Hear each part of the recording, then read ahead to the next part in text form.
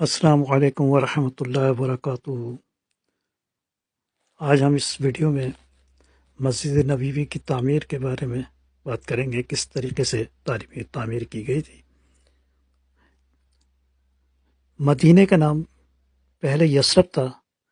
جب ہمارے نبی صلی اللہ علیہ وسلم تشریف لے کر آئے تو اس کا نام مدینۃ النبی یعنی حضور کی مدینہ کے نام سے مشہور ہو گیا۔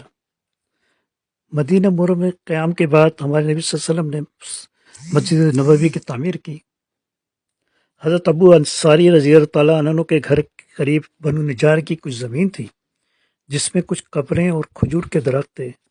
یہاں کھجوریں خشک کی جاتی تھیں، اور یہ زمین جو تھی دو یتیم بچے سہل اور سہیل کی تھیں جو اپنے چچا کے زیر تربیت تھے۔ پھر ان کے چچا کو بلایا گیا، ان بچوں کو بلایا گیا، ان کو کہا گیا کہ آپ اس کی قیمت لے لیجئے تاکہ ہم لوگ اس پہ مسجد تیار کریں۔ انہوں نے اس مسجد کے لیے بلا معاوضہ دینے کی کوشش کی، لیکن ہمارے نبی صلی اللہ علیہ وسلم نے اس کو کہا کہ نہیں، بغیر پیسے کے ہم نہیں لیں گے۔ حضرت ابوبکر صدیق رضی اللہ عنہ کو کہا گیا، پھر انہوں نے اس مسجد نبوی کی زمین کی قیمت ادا کی، اور وہ تقریباً 10 دینار کے قریب تھی۔ اس کے بعد لینے کے بعد ہمارے نبی صلی اللہ علیہ وسلم نے کے حکم سے کھجور کے درخت کاٹے گئے، اور مشرکین کی جو قبریں مبارک تھیں ان کو ہموار کیا گیا، اور اس کو پھر اس سے اینٹیں بنوائی گئیں۔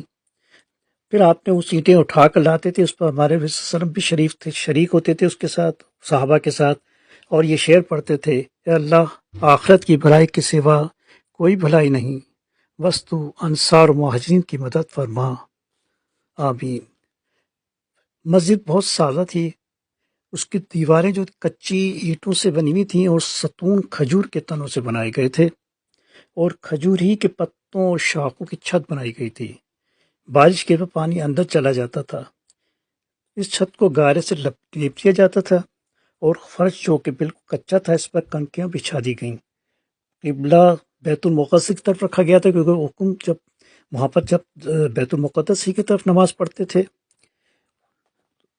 اور مسجد میں 3 دروازے بنائے گئے تھے۔ ایک دروازہ اس طرف بنایا گیا کہ جس طرف قبلے کی دیوار ہو، اور دوسرا مغرب کی طرف جسے آپ باب رحمت کہتے ہیں، اور تیسرا دروازہ جس سے آپ تشریف لاتے تھے، اس کا اس تک آپ جاتے ہیں جب عمرے پہ جاتے ہیں یا حج پہ جاتے ہیں، باب جبریل علیہ السلام کے نام سے۔ اس طریقے سے ہمارے نبی صلی اللہ علیہ وسلم نے اس کی تعمیر کی تھی، اور اس مسجد کی تعمیر کی، اور پھر اس پہ